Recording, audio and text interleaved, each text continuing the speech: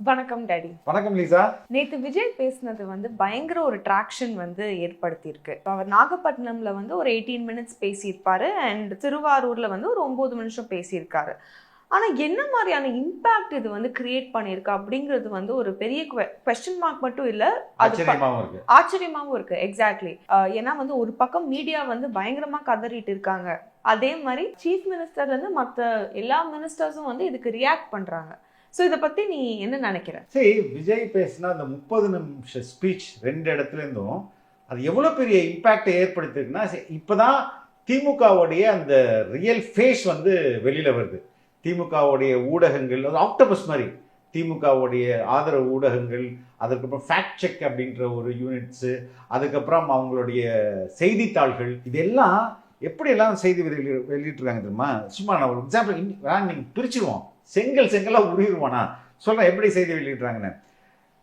பொய் பிரச்சாரம் செய்த நடிகர் விஜய்க்கு எதுவுமே தெரியவில்லை, விஜய் பேசியது அனைத்தும் தவறான தகவல், இப்படி தொடங்கி இதெல்லாம் எந்த ஊடகம் ரிப்போர்ட் பண்ணி? எல்லாமே டிஎம்கே ஃபேமிலி, டிஎம்கே சப்போர்ட்டட் ஊடகங்கள் தான். 1 by 1 பார்ப்போம்.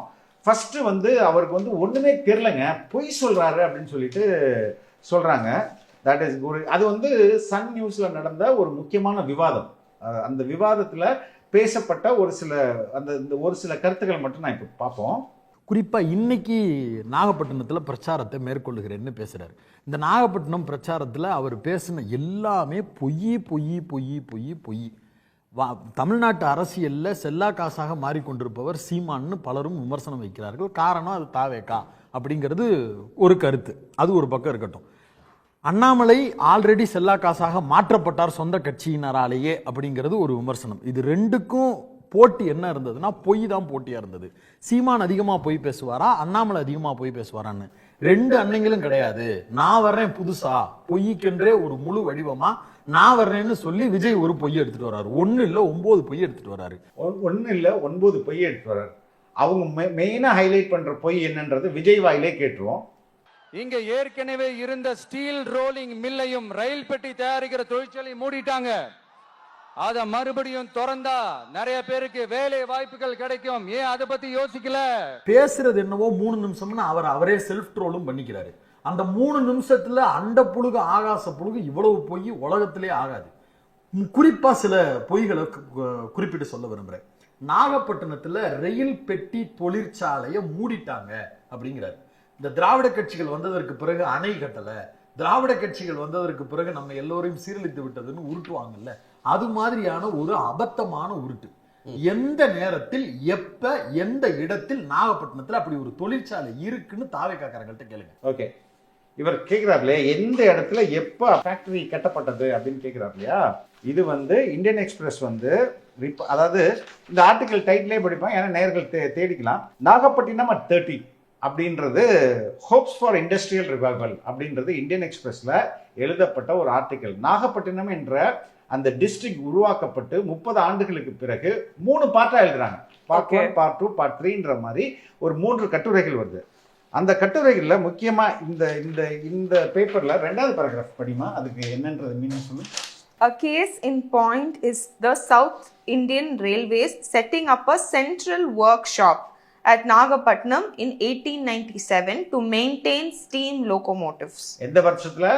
1897 colonial times. இங்கிலீஷ்காரன் பீரியட்ல அங்க ஃபேக்டரி ஆரம்பிச்சிட்டாங்க. அங்க ஃபேக்டரி ஆரம்பிச்சிருக்காங்க. The workshop was however moved to Trichy citing better location. அங்க இருந்து எங்க திருச்சிக்கு அவங்க ரீலோகேட் பண்ணிருக்காங்க. இவ்வளவு பெரிய மீடியால உட்கார்ந்து பொய் சொல்றாங்களா? யார் பொய் சொல்றா? அவங்க அந்த தொழிற்சாலையே அப்படி இல்ல அப்படின்னு சொல்றாங்க. அந்த மாதிரி ஒண்ணு இல்லவே இல்லன்றாங்க. விஜய் என்ன சொல்ற, மூடிட்டாங்கன்னு சொல்றாரு. அடுத்த line படிமா. Further, a government boatyard in Nagapattinam was closed in the late 1970s. Stop. 1970s போட்யார்ட்ன்றது கப்பல் கட்டுற தொழிற்சாலை, போட்டு உருவாக்குற பவர் போட், இது மாதிரி அதையும் அங்கேருந்து மூடிட்டாங்கன்னு சொல்றாங்க. ஆமா, ஃபினான்ஷியல் லாஸஸ்னால மூடிட்டாங்கன்னு போட்டிருக்காங்க. அதுக்கப்புறம் the Tata Steel Rolling Mill in Nagapattinam too was shut in the early 1990s. இதையும் விஜய் ரோலிங் மில்லுன்னு மென்ஷன் பண்றாரா? ஆமா. இப்போ விஜய் பொய் சொன்னாருன்னா யார் பொய் சொல்றா? ஒரு இது இந்தியன் எக்ஸ்பிரஸோட ரிப்போர்ட், நான் தான் ஆர்டிகல் தானே சொல்றேன். இது வந்து Nagapattinam at 30s hopes for industrial ரிவைவல்ன்ற ஒரு கட்டுரை. இதுலயே இவ்வளவு டீடைல் இருக்கு. இப்போ இந்த விவாதத்தை பார்க்குற மக்களுக்கு என்ன போய் சேரும்? விஜய் வந்து போய் தான் சொல்றாரு, அவருக்கு அவருக்கு நாலேஜ் இல்ல அப்படின்னு அறிவு இல்ல. அந்த ஒரு டிபேட் வந்து மறுபடியும் அந்த ஒரு நரேட்டிவ் வந்து செட் பண்றாங்கல்ல. இது ஒன் ஆஸ்பெக்டா. அதுக்கு அடுத்த குற்றச்சாட்டு வந்து விஜய் என்ன வைக்கிறாருன்னா, இந்த ஃபாரின் இன்வெஸ்ட்மெண்ட்ஸ் பத்தி சொல்றாரு அவரோட ஸ்பீச்ல. இதை வந்து எப்படி மீடியா வந்து ரிப்போர்ட் பண்ணுது? அதுக்கு முன்னாடி அந்த ஸ்பீச்சை பார்த்துருவோம். ஏன்னா ரொம்ப நான் நேற்று விஜய் பேசினதுலேயே இதுதான் ரொம்ப முக்கியமானதுன்னு நான் நினைச்சேன். ஆஸ் அ ஜேர்னலிஸ்டா எனக்கு தெரிஞ்ச சரியான பாயிண்ட் ஆகுது அப்படின்னு நினைச்சேன். ஏன்றத அந்த பேச்சை கேட்டுட்டு நம்ம வந்து பார்ப்போம். ஆனா ஒவ்வொரு டைமும் வெளிநாட்டுக்கு டூர் போயிட்டு வர்றப்பெல்லாம் அத்தனை கோடி முதலீடு, இத்தனை கோடி முதலீடுன்னு சிஎம் அவர்கள் சிரிச்சுக்கிட்டே சொல்லுவாரு. சிஎம் சார் மனசை தொட்டு சொல்லுங்க, வெளிநாட்டு முதலீடா இல்ல வெளிநாட்டுல முதலீடா? ஒட்டுமொத்த தமிழ்நாட்டுக்கும் முதலீடா இல்ல உங்க குடும்பத்தோட முதலீடு வெளிநாட்டுக்கு போகுதா? இன்னைக்கு ஹிந்து இது ஹெட்லைன்ஸ் மட்டும் படிச்சா போதுமா? Vijay hits out at Stalin for campaign curbs and foreign investment trips. மெயினா எதை லீட் எடுத்துருக்காங்க? ஹிந்து எதை லீட் எடுத்துருக்காங்க? ஃபாரின் இன்வெஸ்ட்மெண்ட் தானே எடுத்துருக்காங்க. அதுக்கு அடுத்தது இது வந்து express. Vijay questions CM on foreign trips, raps DMK and BJP over Fisher's issue. Okay, இதுலயே மெயின் லீட் எது? Foreign trips. தமிழ் படிச்சிருக்கியா நீ? வெளிநாட்டு முதலீடா வெளிநாட்டில் முதலீடா? ஸ்டாலினுக்கு விஜய் கேள்வி மேல் கேள்வி. ஓகே, இப்போ 3 நியூஸ் பேப்பர் பார்த்தோம். 3மே வெல் ரெனவுண்ட் நியூஸ் பேப்பர். எதை லீட் எடுத்துருக்காங்க? Foreign investment. ஏன் ஃபாரின் இன்வெஸ்ட் இவ்வளவு பேசினார்ல விஜய், அதெல்லாம் விட்டு எதுக்கு ஃபாரின் இன்வெஸ்ட்மெண்ட் மட்டும் லீட் எடுத்துருக்காங்க? விமர்சனத்துக்கு ஒரு ரொம்ப மிஸ்டீரியஸா இருக்கு. ஓகே, இது இப்போ லாஸ்டா நம்ம பேசணும்ல ஃபாரின் ட்ரிப் என்னென்ன கம்பெனிக்கு போனாங்க? எல்லாமே சென்னையில இருக்கிற கம்பெனிஸ் தானே. எல்லாமே ஹெட்குவார்ட்டர் தான் சென்னையில இருக்கிறது, மதுரையில இருக்கிறது. அதே மாதிரி நம்ம ஒரு ஸ்டாட்டிஸ்டிக்ஸ் உடைய ஒரு லாகையும் பார்த்தோம். இங்க என்னன்னா, இப்போ இத பத்தி வந்து அரசு கொடுத்த செய்தியை பார்ப்போமே. யூகே அண்ட் ஜெர்மன், அதில் ஜெர்மனியில் மட்டும் 15,516 கோடி இன்வெஸ்ட்மெண்ட்டுக்கான புரிந்துணர்வு, 17,000 வேலைகள். அதே மாதிரி யூகேல வந்து 15,000 கோடி. இது இந்த ட்ரிப்ல அப்போ 30,500 கோடின்னு வச்சுக்கங்க. இந்த கோடிகள் எல்லாம் எங்க? எம்ஓயூவா தானே சைன் ஆகுது. ஆமா, எம்ஓயூன்றது இட்ஸ் நாட் ஜாப் கான்ட்ராக்ட் கிடையாது. அது ஒரு ப்ராமிஸ். அது வந்து அப்படியே வந்து நிறைவேற்றணும் அவசியம் கிடையாது. அது யார் வேணாலும் எழுதிக்கலாமே. அதே மாதிரி இப்போ எவ்வளோ பர்சன்டேஜ் இந்த இவ்வளோ வருஷமா வந்து கிட்டத்தட்ட 30 லட்சம் ஜாப் கேரண்டி பண்ணப்பட்டிருக்குது. இப்போ இங்க என்னன்னா, இந்த மிஸ்ட்ரியை தான் விஜய் கேட்கிறாரு. எங்க அது ஒயிட் பேப்பர் எங்க? இதைத்தான் ஹிந்து, இந்தியன் எக்ஸ்பிரஸ், தினமலர் எல்லாமே எடுத்திருக்காங்க. அப்போ இது ஒரு முக்கியமான கேள்வி. இதுக்கு வந்து இங்க நேற்று வந்து ஒரு முதல்வர் ஒரு வீடியோ போட்டாரு. ஆனால் போயிட்டு எப்படியெல்லாம் வந்தேன், எப்படியெல்லாம் என்ன கவனிச்சாங்க அப்படின்ற மாதிரி ஒரு வீடியோ போட்டாரு. முடிஞ்சா டைம் இருந்தால் அந்த வீடியோ பார்ப்போம். பிகாஸ் அந்த வீடியோவில் பெரிய சிக்னிஃபிகன்ஸ் எதுவும் இல்லை. விஜய் தவறான தகவல்களை சொல்கிறார், விஜய் பொய் சொல்கிறாருன்னு சொல்றாங்களே, அதே மாதிரி இது வந்து டைம்ஸ் ஆஃப் இந்தியாவில் வந்தது. இந்த கீழே உள்ள அவர் எது பத்தி தப்பு அப்படின்னு படிச்சிடலாமே, நேயர்களுக்கு படிச்சிடலாம். Vijay errs on quite a few facts அப்படின்னு, அதாவது தவறான தகவல்களை விஜய் தெரிவிக்கிறார். இங்க இருக்கிற மக்களுக்கு குடிக்க தண்ணி இல்லாம தவிக்கிறாங்க. அதுக்கு தீர்வா காவிரி தண்ணியை கொண்டு வரலாம், மக்களோட தாகத்தை தீர்க்க. கொண்டு வந்தாங்களா? In his address at Nagapattinam, Vijay said that to meet drinking water demands in Nagapattinam, Kaveri water could be supplied to the coastal town. Have they brought Kaveri water? He asked. According to Nagapattinam municipality sources, the town already gets 6 million liters a day of drinking water sourced from Kollidam, a distributary of the Kaveri River Combined Water Supply Scheme. இப்போ இவங்க fact check தானே? ஆமா. யார்கிட்ட fact check பண்ணிருக்காங்க? இவங்க வந்து Nagapattinam municipality. அவன் தான் அத்தாரிட்டி. அவன் எப்படி உண்மையை சொல்லுவான்? ரெட் பிக்ஸ்ல 2000 crore scam on Nagapattinam drinking water exposed அப்படின்னு செப்டம்பர் 14 2023 நம்ம வந்து ஒரு ஆக்டிவிஸ்ட்டை இன்டர்வியூ எடுத்தோம். இந்த பேர்ல வந்து பயங்கரமா கொள்ளையடிச்சிருக்காங்க அப்படின்னு சொல்லிட்டு ஐ திங்க் இவரை வந்து அதுக்கப்புறம் இவர் கேஸும் போட்டார்னு நினைக்கிறேன். ஓகே. செப்டம்பர் 23 வீடியோட டைட்டில் சொல்றேன், மக்கள் கூட போய் பார்க்கலாம். 2000 crore scam Nagapattinam drinking water project exposed, Red Pix exclusive, இதான் டைட்டில். யார் வேணாலும் சர்ச் பண்ணி பார்க்கலாம். இதுல எப்படி ஜல்ஜீவன் மிஷன்ன்ற சென்ட்ரல் கவர்மெண்டோட ஸ்கீமை இங்க உள்ள அதிகாரிகளும், அங்க உள்ள அதிகாரிகள் தான் மெயினா கொள்ளையடிச்சாங்கன்ட்டு.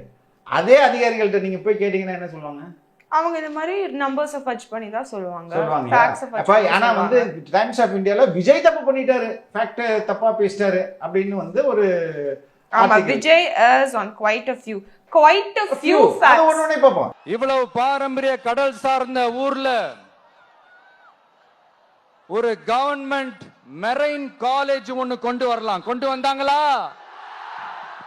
நம்ம மெரைன் காலேஜ் வந்து இல்ல அப்படின்னு வந்து விஜய் சொல்றாங்க. ஆனா இந்த தமிழ்நாடு ஃபேக்ட் செக் வந்து அதை ரெஃப்யூட் பண்ணி என்ன சொல்றாங்கன்னா, இல்ல அப்படி ஒரு காலேஜ் வந்து இருக்கு, நாகப்பட்டினத்திலே இருக்கு அப்படின்னு சொல்றாங்க. அடுத்தது படிங்க.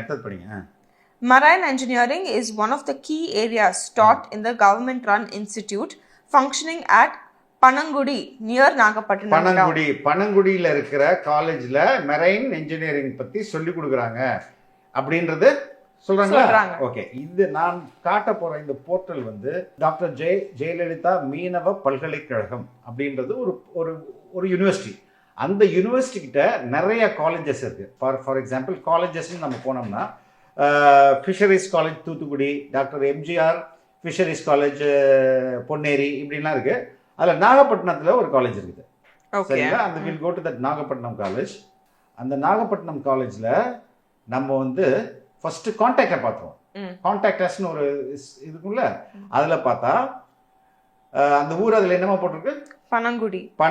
இங்கேயும் பனங்குடின்ற ஊர் இருக்குது. ரைட்டா? பனங்குடி நாகப்பட்டினம் 611002 இங்க வந்து காலேஜ் இருக்குது. ஓகே, இந்த காலேஜ்ல என்னென்ன கோர்ஸ் ஆஃபர் பண்றாங்க அப்படின்றத பார்ப்போம். கோர்ஸ் இங்க என்ன ஆஃபர் பண்றாங்கன்னா, பிடெக் ஃபிஷரிஸ் இன்ஜினியரிங், அதுக்கு அடுத்தது B Tech energy and environmental engineering. இது ரெண்டே கோர்ஸ் தான் இங்க ஆஃபர் பண்றாங்க. ஓகே, அது அவங்களோட வெப்சைட்ல இருக்கு. இப்போ ஃபார் எக்ஸாம்பிள் இது வந்து ஃபர்ஸ்ட் நம்ம போய் பார்ப்போமே, பிடெக் ஃபிஷரிஸ் அண்ட் இன்ஜினியரிங் அதோட சிலபஸை பார்த்தோம்னா ஃபுல்லா, அதாவது மீன் வளர்ப்பு தொடர்பான இன்ஜினியரிங் என்னென்னலாம் இருக்கும், லைக் அது ஃப்ளோட்டிங்கு, டேங்க்கு, அதுக்கப்புறம் ஏரியேட்டர்ஸு, அதுக்கு ஃபுட்டு பண்ணுறது, இது மாதிரி தான் இருக்குது. அஞ்சு மரைன் இன்ஜினியரிங்னா என்னம்மா? மெரைன் இன்ஜினியரிங்னா எனக்கு தெரிஞ்ச வரைக்கும் அந்த நாட்டிக்கல் ஒன்றும் இல்லை, கப்பல்ல ரிப்பேர் பண்ணுவது, கப்பலை ஓட்டுவது, அது மாதிரி கப்பல் ரிலேட்டடான தொழில்நுட்பம்.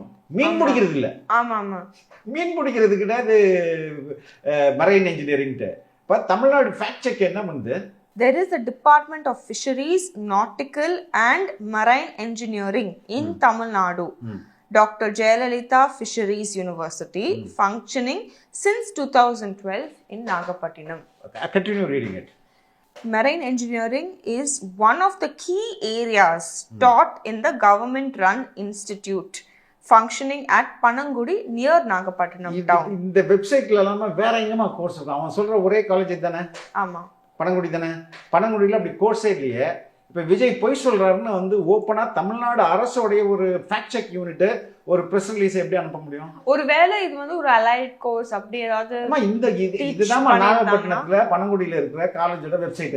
ஓகே, இதுல அந்த கோர்ஸ் வந்து 2 கோர்ஸ் தான் போட்டுருக்காங்க. அப்ப வந்து ஒரு மெரைன் என்ஜினியரிங் அப்படிங்கிற ஒரு மெரைன் என்ஜினியரிங்கோ இல்ல மெரைன் சர்வீசஸ்க்குன்னு ஒரு காலேஜ் வந்து தனியா ஒரு டிசிப்ளினா இல்ல. தனி அது ஃபிஷரிஸ் இருக்கு, மீன், அது வந்து மீன் பிடிக்கிறது தொடர்பா தான். நீ வந்து கடல் அதுலயே இப்போ மெரைன் காலேஜ்ல என்ன மாதிரி கோர்ஸ் இருக்குன்னு பாப்போமா? இப்போ இன்டர்நேஷனல் மெரைன் அகாடமின்னு இருக்குன்னு வச்சுக்கோங்க. அதுல வந்துட்டு marine courses, marine engineering, BSc nautical science, diploma nautical science, அதுக்கு அடுத்தது ஜிபி ரேட்டிங், இது மாதிரியான நாட்டிக்கல் சம்பந்தப்பட்டமான சயின்சஸ் தான். அதான் நாட்டிக்கல்னா கடலோடைய இது, அது பத்தியான ஒரு படிப்பு. அதுவே இல்ல. இப்ப விஜய் மேல இப்படி அவதூற பழி சொன்னா எப்படி? அப்போ நான் ஏற்கனவே சொன்ன ஆக்டோபஸ்ன்றது ஒரு பகுதியாக பார்த்துட்டு போவோம். ஓகே, இந்த மாதிரி வேற என்ன மீடியா டாடி வந்து அன்ட்ரூவா பேசியிருக்காங்க? அன்ட்ரூவா பேசியிருக்காங்கன்னு சொல்ல முடியாது. இது வந்து தினகரன் வந்து அகெயின் டிஎம்கே ஃபேமிலியிலேருந்து வருது. ஓகே, இப்போ சிஎம்மோட நியூஸ் இது வந்து ஒரு காலம், இது ஒரு காலம், இது 2 காலம், 3 காலம், 4 காலம். இதுவே பெரிய நியூஸ். ஓகே, இப்போ ஹிந்துல நம்ம பார்த்தோம்ல, அதெல்லாம் வந்து 3 காலம் 4 காலம் தான் கொடுத்துருக்காங்க. இந்த அளவுக்கு தான் நியூஸ் பேப்பர்ல கொடுத்துருக்காங்க. ஓகே. ஆனா தினகரன் ஒரு விஜய்க்கு மட்டும் half a page ஒதுக்கிருக்காங்க.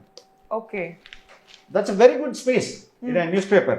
பட் நான் உள்ள படிக்கிறேன், அதாவது ஹைலைட் அவங்க போட்டிருக்க டைட்டில் மட்டும் படிக்கிறேன். சனிக்கிழமை பிரச்சாரம் ஏன், நாகையில் விஜய் புது விளக்கம், ஆம்புலன்ஸில் தொண்டர்கள், அது ஒரு ஆம்புலன்ஸ்ல தொண்டர்கள், அதுக்கு ஆம்புலன்ஸ்ல ஏற்றாங்களாம். அதுக்கு அடுத்தது அனுமதித்தது 30 நிமிடம், பேசியது வெறும் 10 நிமிடம். அதுக்கு அடுத்தது 4 பவுன் செயின் பறிப்பு. அந்த மாநாட்டுல. ஓகே, கோயிலை மறைத்தது விஜய் பேனர், ஓட்டு போட மாட்டாங்கன்னு சொல்றாங்க அப்படியா. அதுக்கு கோயில் கோபுரத்தில் ஏறிய விஜய் ரசிகர்கள், உத்தரவை மீறிய ரசிகர்கள், அரசு அலுவலக கேட்டை உடைத்த ரசிகர்கள், டாஸ்மாகில் படையெடுத்த ரசிகர்கள், பாஜக அதிமுக குறித்து நோ கமெண்ட்ஸ்.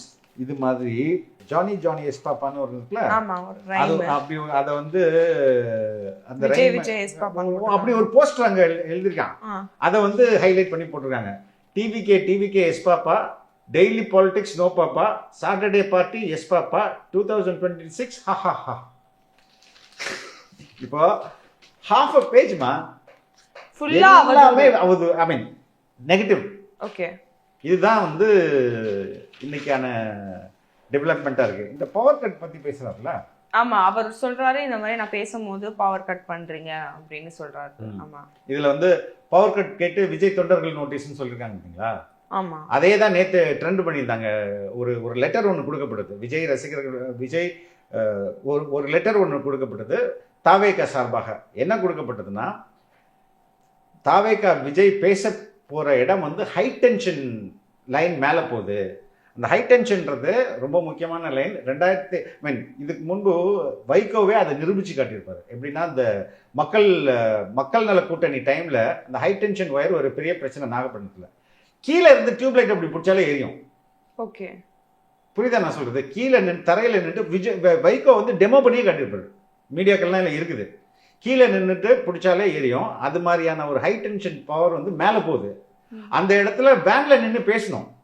நிறைய பேர் உயரத்துல இருந்து பேசுவாங்க. அப்ப அந்த ஒயர் பக்கத்து கீழே இருந்து பேச முடியுமா? முடியாது. அதற்காக அந்த ஒயரை வந்து அந்த லைனை ஆஃப் பண்ணுங்க அப்படின்னு சொல்லிட்டு நாகப்பட்டினத்துக்கு மட்டும் ஒரு சிறப்பாக மனு கொடுத்தாங்க. இந்த மனுவை வாங்கி வச்சுக்கிட்டு அரியலூர்லையும் பெரம்பலூர்லையும் கரண்ட் கட் ஆச்சுல, அதுக்கு வந்து காட்டுறாங்கம்மா. ஆனா இது வந்து நாகப்பட்டினம் கூட யூனிக் ப்ராப்ளம். நாகப்பட்டினத்துக்காக இவங்க கேட்டாங்க.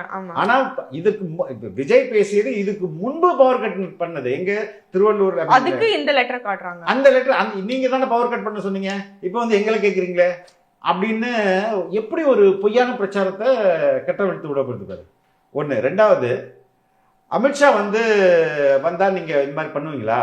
RSS வந்து அதை இப்ப கேட்டுறோம். அதையும் ஆமா, அவர் சொல்லுவார் அந்த ஸ்பீச்ல இல்லையா, சொல்லுவார் இல்லையா. அரியலூர்ல போனப்போ நான் கரெக்டா அந்த ஊருக்கு போறதுக்கு முன்னாடி அந்த ஏரியாலேயே அந்த பவர் கட்டு.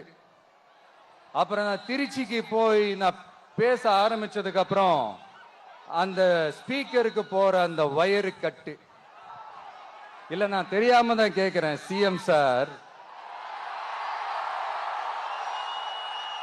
ஃபார் எக்ஸாம்பிள், இப்போ ஒரு RSS தலைவர் இங்க வராருன்னு வச்சுக்கோங்க, இல்ல நம்ம பிரதமர் மோடிஜி அவர்களோ இல்ல உள்துறை அமைச்சரோ இங்க வராருன்னு வச்சுக்கோங்க, இந்த மாதிரி கண்டிஷன்ஸ்லாம் போடுவீங்க,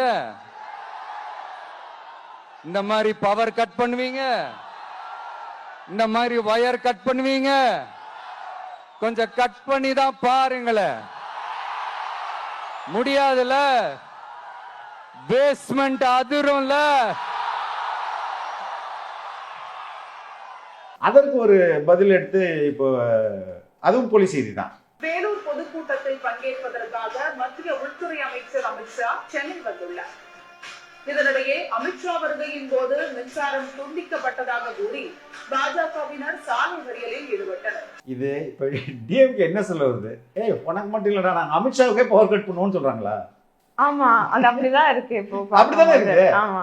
See, now people are trending this. நாங்க அமித்ஷாவுக்கே பவர் கட் பண்ணுவோம், நீ ஏமாத்துறோம் அப்படின்றது. ஆனா அவங்க பவரே கட் பண்ண கூடாதுல்ல இந்த ஃபர்ஸ்ட் பிளேஸ். இல்ல இது இப்ப வந்து அமித்ஷாவுக்கு இவங்க எல்லாம் பவர் கட் பண்ணல. ஓகே. இது குறித்து நம்ம ஆனா அவங்க கிளைம் பண்ணிக்கிறாங்க நாங்க பவர் கட் பண்ணோம். அவங்க கிளைம் பண்ணிக்கிறாங்கம்மா. இது ஏன் இது வந்து சர்ச்சையாயுது. சர்ச்சையாகும் போது திமுக உடைய TKS Elangovan, one of the spokesperson வச்சுங்களேன், அவர் வந்து ஏங்க சம்மர்ல இங்க வந்து கரண்ட் கன்சப்ஷன் ஜாஸ்தி ஆயிடுச்சுங்க, அதனால அந்த இடத்துல அவுட்ரேஜ் ஆயிடுச்சு, அதுக்கும் பவர் கட்டுக்கும் சம்மந்தம் இல்லை. அமித்ஷா இங்க வந்து நிகழ்ச்சி நடத்த வரல.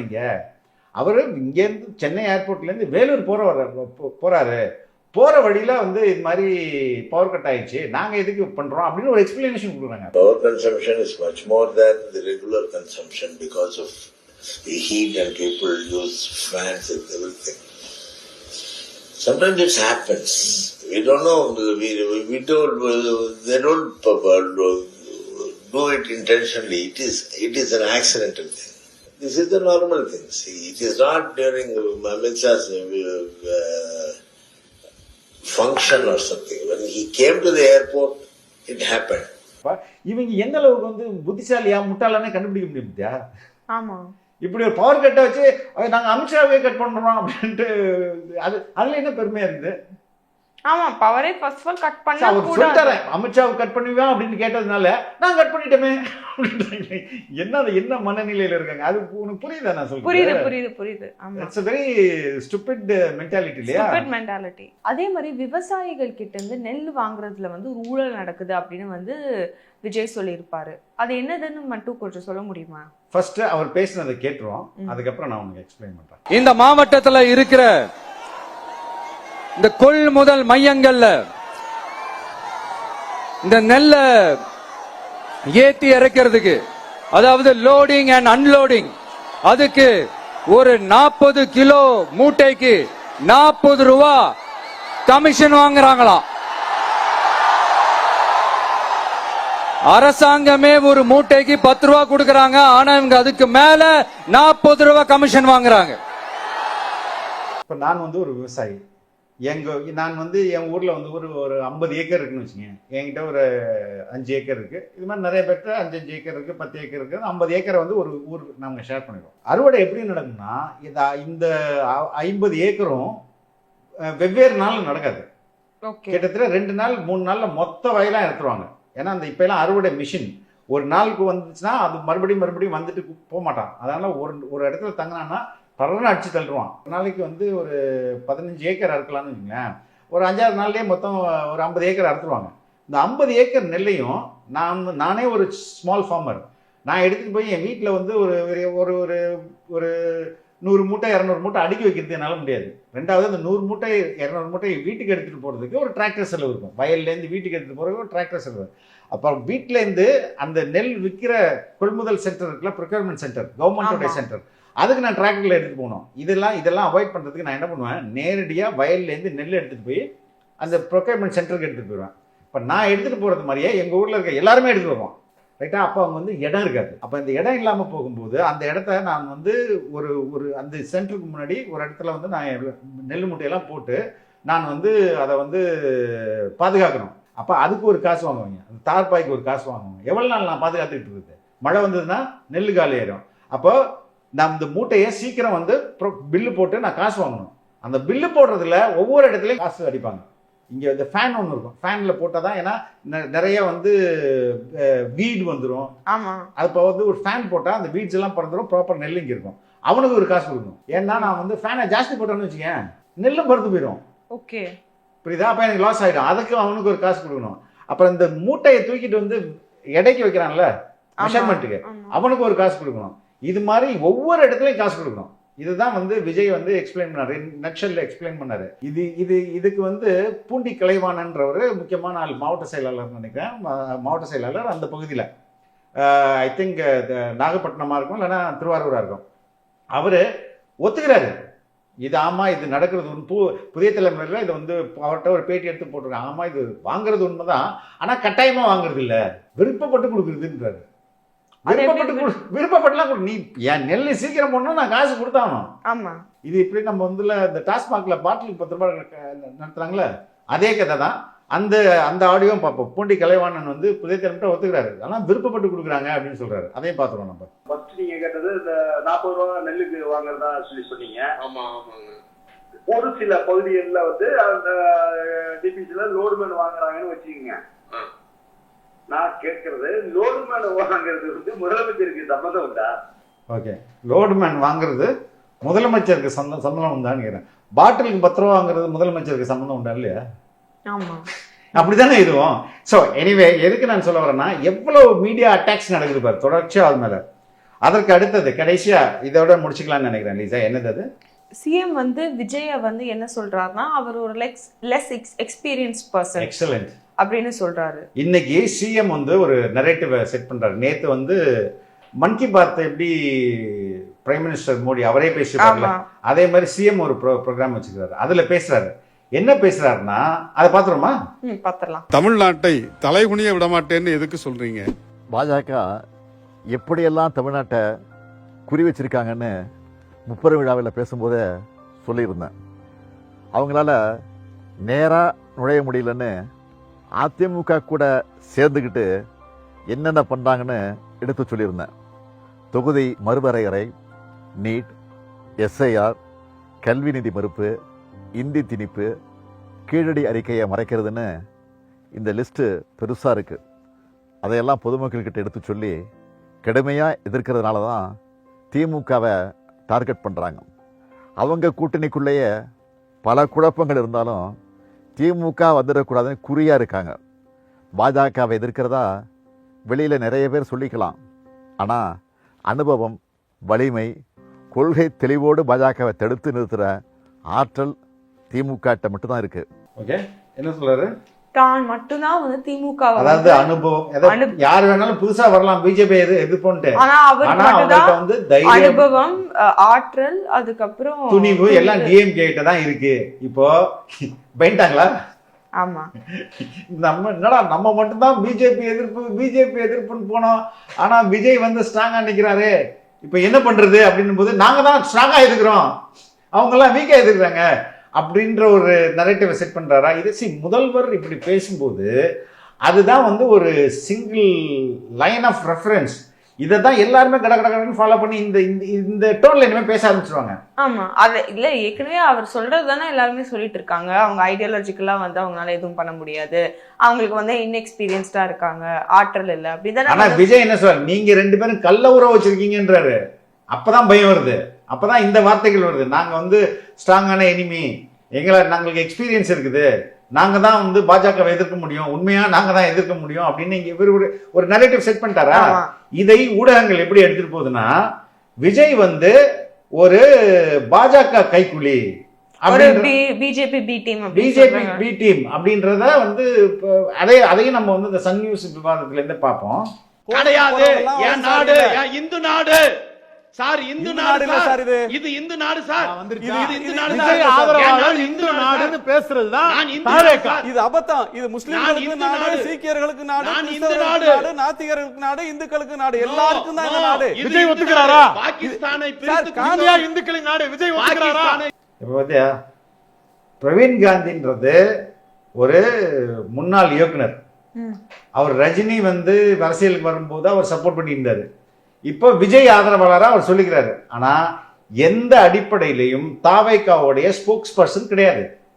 இவரை கூட்டு வந்து டிஸ்கஷன்ல, ஏன்னா சிஎம் ஃபர்ஸ்ட் இப்படி பேசுறாரு, அதுக்கு அடுத்தது இவரை கூட்டு வந்து இந்து நாடுன்னு சொல்ல வைக்கிறாங்க. இந்து நாடு, இது இந்து நாடு, இது இந்து நாடு யாருடைய பெயர்ல? விஜய் ஆதரவாளர் பெயர்ல. ஓகே, இவருக்கு அபிஷியலா என்ன போஸ்டிங் விஜய் கொடுத்துருக்காரு? அப்ப இவர் வந்து ஒரு கொஞ்சம் மனநலம் சரியில்லாதவர்னு வச்சுக்கலாமே. இவர் இந்து நாடுன்னு சொல்லும் போது பாத்தீங்களா, வந்துச்சு பாத்தீங்களா, பிஜேபியோட பி டீம் வந்துச்சு பாத்தீங்களா, விஜய் யாரோட ஆள் பாத்தீங்களா? அப்ப சிஎம் சொன்னதை வச்சுட்டு எப்படி நரேஷன் பில்ட் பண்ணா எப்படி அது வந்து செட்டே ஆகாது. ஏன்னா விஜய் வந்து நான் பிஜேபியை எதிர்க்கிறேன் அப்படின்னு தானே சொல்றாரு. கரெக்ட். இங்கதான் வந்து நீ வந்து சிஎம் சொன்னதோட இதை சேர்த்து பார்க்கணும். சிஎம் என்ன சொல்ற, இன்எக்ஸ்பீரியன்ஸு, அவங்களுக்கு வந்து அனுபவம் இல்லை, ஆற்றல் இல்லை, தைரியம் இல்லை, அவங்கள வந்து நீங்க வந்து ஏத்துக்காதீங்க அப்படின்னு அவர் சொன்ன பிறகு அந்த தியரியை என்ன பண்ணணும் இவங்க? அதை வந்து அவங்க அப்ளை ப்ரூவ் பண்ணணும்ல மக்களுக்கு. அப்ப பாத்தியா, இந்து நாடு யார சொல்றது, விஜய் ஆதரவாளர்ன்ற பேர்ல. அப்ப அந்த டிஸ்கஷன்ல இருக்க இன்னொரு என்ன கேஸ்டாரு, இப்ப விஜய் அதை ஒத்துக்கிறாரா, விஜய் இது இந்து நாடுன்னு ஒத்துக்கிறாரா? இப்படி இந்த டைவர்ட் பண்ணி எடுத்துட்டு போனா பாக்குறவங்க என்ன நினைப்பாங்க? அவர் வந்து பிஜேபியோட பி டீம் தான் அப்படின்னு தான் நினைப்பாங்க. ஏய், பேசினது 30 நிமிஷம் தான்யா. என்னமா சொல்ற? ஆமா, 30 நிமிஷத்துக்கு எவ்வளவு கதறல் பாருங்க. இதுல இவர் ஒரு பொய்கோழின்றது, இவர் தப்பான fact கொடுக்குறன்றது. See, this is why the media is biased. நான் not to support விஜய். நம்ம எங்கேயுமே எந்த இடத்துலயுமே சப்போர்ட் பண்ணலாம். நாளை நம்ம இந்த இடத்துல சப்போர்ட் பண்ணல. ஃபேக்ட் பேசணும். நம்மள எத்தனை பேர் பார்க்க போறோம்? 10 பேரை பார்த்துட்டு போறான். பட் நம்ம எவ்வளவு உழைச்சு இது உண்மை இது டேய் என்னடா ஒரு ஆளை போட்டு இந்த அடி அடிக்கிறீங்க? ஃபேக்ட் செக்ன்ற பேர்ல தமிழ்நாடு கவர்மெண்ட் நடத்துது அது. இது வந்து Sun News, it's not an independent organization that's conducting the fact check. இல்ல, ஓகே. இது வந்து பூண்டி கலைவாணன்றது முக்கியமான ஆளு திமுக, அவரே ஒத்துக்கிறாரு. இவர் வந்து பிரவீன் காந்தி எல்லாம் ஒரு பெரிய கெஸ்ட்னு கூட்டு வந்து பேசணும்னு அவசியமே இல்லை. அதான் நீ முன்னாடியே நம்ம சொல்லுவோமே, தாவேக்கால இருந்து வந்து பேசுற பீப்புளே வந்து ரொம்ப இன்எக்ஸ்பீரியன்ஸ் இல்லைன்னா அங்கேயே வந்து ரொம்ப ஒரு அண்டர்ஸ்டாண்டிங் இல்லாத ஒரு பீப்புள் தான் வந்து பேசுறாங்க அப்படின்னு சொல்றாங்க. ஆனா இவர் வந்து தாவேக்காவுடைய எந்த ஒபிஷியல் போஸ்ட்லயுமே இல்ல, அவரே வந்து கூட்டிட்டு வந்து நான் எவ்வளவு வந்தாலும் விஜய் பேசிய பேச்சு, எஸ்பெஷலி ஃபாரின் இன்வெஸ்ட்மெண்ட் இன்னைக்கு பேசு பொருள் ஆயிடுச்சா? ஆமா, இந்து போன்ற நாளிதழ்கள், எக்ஸ்பிரஸ் போன்ற நாளிதழ்கள், ஈவன் டைம்ஸ் ஆஃப் இந்தியா கூட அதையும் கேரி பண்ணியிருந்தாங்க. எல்லாமே கேரி பண்றாங்களா? இதுதான் வந்து ரொம்ப ரொம்ப முக்கியம். இல்ல ரெடி, இதெல்லாம் நம்ம வந்து மெயின் ஸ்ட்ரீம் மீடியால இருந்து எடுத்திருக்கோம். இவங்களே வந்து இவ்வளவு தைரியமா போய் சொல்லும் போது அப்ப டிஜிட்டல் மீடியா வந்து நானும் வந்து வேணும்னே தான் அதை எடுக்கல. ஓகே, ஏன்னா இது எஸ்டாப்லிஷ்ட் மீடியம். நான் சொல்றது எல்லாமே media houses. They're not small timers. They're not நீ நேத்து ஸ்டார்ட் பண்ண சேனலோ இல்லனா வந்து 4 வருஷம் முன்னாடி ஸ்டார்ட் பண்ண சேனலோ இல்ல. இவங்க எல்லாம் எஸ்டாப்லிஷ்ட், இவங்களுக்குன்னு ஒரு ரீடர்ஷிப் இருக்கு. ரொம்ப நம்புற ஊடகங்கள் வாங்குங்க. அப்ப இவங்களே இப்படி சொல்லும்போது அப்போ நான் என்ன நினைக்கிறேன், டிஜிட்டல் மீடியா வந்து இன்னும் எவ்வளவு கேவலமா பேசுவான், ட்விட்டர்ல எவ்வளவு பேசுவான். அது மாதிரி இத்தனைக்கும் அவங்க ஜர்னலிஸ்ட் கூட இல்ல, டிஜிட்டல் மீடியா வச்சிருக்காங்க. they are not proper journalists. they are professional journalists னே அஸ்யூம் பண்ணீங்க. ஏன் நீ இல்லன்ற டாடி எப்படி நான் அஸ்யூம் பண்ண முடியும் அவங்க ப்ராப்பர் ஜர்னலிஸ்ட்னு? அவங்களுக்கு whether you support a party or you don't support a party, whether you tell lies, ஜேர்னலிஸ்டுக்குன்னு சில வரையறைகள் இருக்கு. அதுல அவங்க வந்துருவாங்க. நம்ம வந்து அதை எதுக்கு அதை கொஸ்டின் பண்ண வேணாம். வெதர் அதை கிரெடிபிள் ஜேர்னலிஸ்ட். இப்ப கடைசியா எங்க ஆரம்பிச்சு எங்க கொண்டு வந்து முடிச்சாங்க பாரு. இந்தியா இங்க கிறிஸ்தவர்களுக்கு இடமில்லை, பாகிஸ்தானுக்கு இடமில்லை. இத்தனைக்கு ஜோசப் விஜய் அப்படிங்கிற ஒரு பெயர் வச்சுட்டு அவரு அத பிஜேபி பி டீம். நான் வந்து ஈடியை வச்சு அவர் மிரட்டி அவர் நரேஷன்ஸ் பயங்கரமா சொல்லுவாங்கம்மா. ஈடிட்ட மாட்டிக்கிட்டாரு, ட்ரிஷா கிட்ட மாட்டிக்கிட்டாரு. அதனால ஈடி வந்து மத்திய பிஜேபி வந்து அவரை மிரட்டி கொண்டு வந்து இங்க வைக்குது. பாருங்க பிரவீன் காந்தியே சொல்றாரு. அப்ப பிரவீன் காந்தி யாரு? பிஜேபியால் தாவேகாவுக்கு அனுப்பப்பட்ட ஆளு. இதெல்லாம் அடுத்தடுத்து நரேஷன் பில்ட் பண்ணிடுவாங்க. This is the reality of 30 minutes speech of Vijay yesterday in Nagapattinam and Thiruvarur. ரொம்ப ரொம்ப நன்றி டாடி. தேங்க்யூமா. அன்பார்ந்த ரெட்பிக்ஸ் உறவுகளே, பல்வேறு அடக்குமுறைகளையும் ஒடுக்குமுறைகளையும் கடந்தும் இன்று வரை எந்த ஒரு அரசியல் கட்சிக்கும் பக்கசாரம் இல்லாமல் தொடர்ந்து மக்களை மட்டுமே மையப்படுத்தி இயங்கும் ஊடகம் ரெட்பிக்ஸ் என்பது உங்கள் அனைவருக்கும் நன்கு தெரியும். தொடர்ந்து நாங்கள் ஒரு சுதந்திரமான ஊடகமாக செயல்பட உங்களது நிதி உதவி எங்களுக்கு தேவை. உங்களால் முடிந்த அளவு எங்களுக்கு நிதி உதவி செய்யுங்கள். திரையில் தெரியும் இந்த QR கோடை பயன்படுத்தியோ அல்லது டிஸ்கிரிப்ஷனில் உள்ள தகவல்களை பயன்படுத்தியோ உங்களால் முடிந்த அளவு எங்களுக்கு நிதி உதவி செய்யுங்கள். நன்றி.